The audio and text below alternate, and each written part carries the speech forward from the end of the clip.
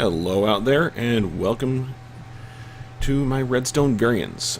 So this is Turkano, and while I'm not doing anything particularly new, what I'm going to be doing here is something that I've not seen done so far.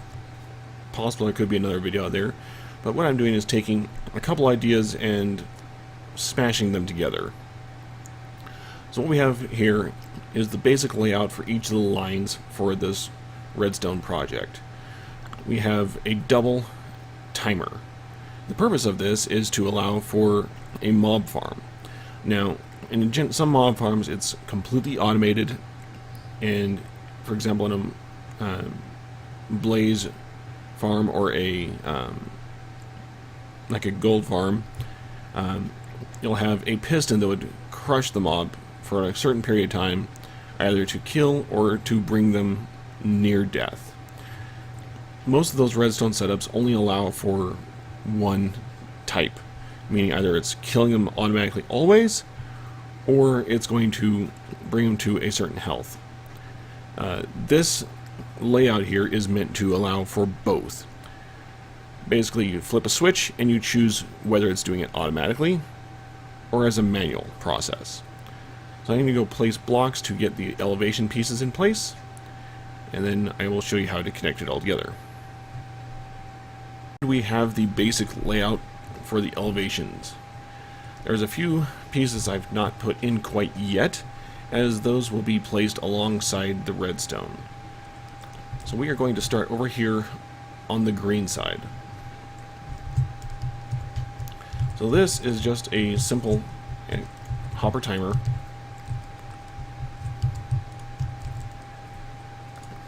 But instead of having a full flip-flop where you have two pistons on each side, this has exactly one. Both of the comparators, which would be placed right here and here, go into the same line. So we will have torch there, there.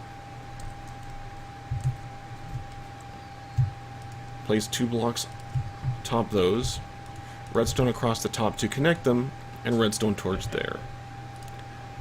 And the rest piece of redstone connects into this block. This block here is the focal point. This is the output for both lines. Next, we're going to come over here, put a piston right here, block on top of it to pass signal, repeater, and redstone dust there. That is meant to accept the signal. And that is the green line. So if I come over here and stick a button on the side, the entire thing goes. Now if I have any blocks in here, so let's say I go and use the monster blocks again. Let's say I want to have it set for 20 beats. Stick 20 in here, and the comparators will run. You'll see over here, this line is specifically lit. Once the 20 is counted, that turns off. All of that is now run from this button.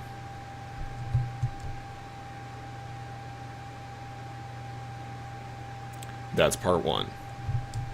Over here is part two. This is the automated timer.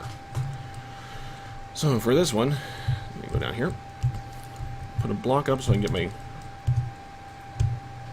piston in place. Get rid of that. Then we have a comparator here and here. These are meant to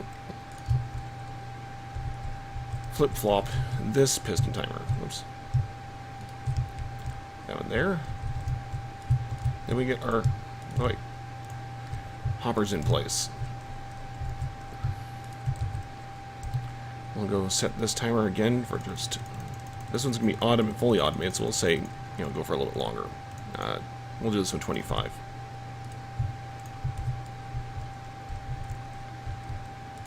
Actually, hold on to that until we get the full flip in place. So, that's the first piece. The second piece is here. We get our redstone pieces in place, and in a mod farm, this will allow it to open the piston door so more mobs can fall into the kill zone. All 4 of these redstone repeaters are set to max. So it'll give you several ticks while I think it's about 3 to 4 seconds of actual time before it actually flips this again and therefore closes the final piston to attack the next set of mobs. So now that that's in place, I can actually put these in and it will just go. This is now in automatic. So if we watch here, it just takes off on its own. That is part 2. Part 3 is the simplest. This is the direct output. So we're going to go here to this central block that I pointed out earlier. Take 1 redstone repeater off the end to grab full output out from it, and just drag a line off of it. Anything after this point is going to your pistons, whatever you be using for your mob killer. So for example, if I place this here, we'll go ahead and drag this up a little bit.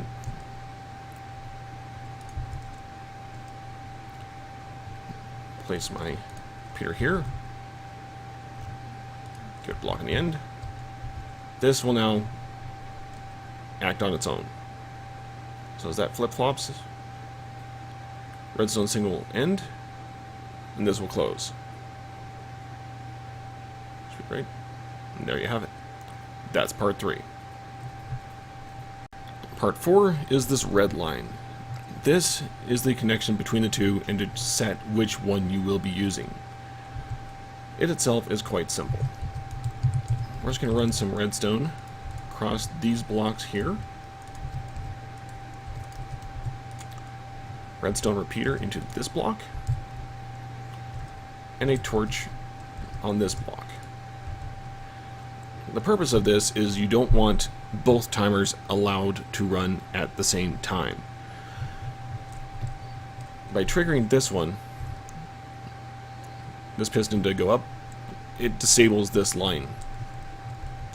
So now if I take a switch lever, stick it here, this line is now allowed to run. This one will be disabled as the timer will never complete. This piston is never allowed to close. This piston cannot open. So right now, it's all disabled. So I can come over here, hit my button. This is now manual timed to fire this guy. So after the 20 ticks, that closes. Now if I want to switch it back to automatic, I just hit this lever again, and the automatic immediately kicks in. And there you have it. So the entire thing fits in an 8x9 space. This is about as compact as I was able to make it. But that's as hard as it really gets. From here you have the choice of either automatic kill or manual kill. So all you need to do is down here, stick a space below this block as for your kill zone, so you can collect any drops, and a space off to the side where a player could stand if they wanted to manually kill. And there's your timer setup. Hopefully some of you out there find this useful. If you do, please hit like on the video. If you want to follow me forward in some of my Let's Play, please hit subscribe, and have a good day and enjoy.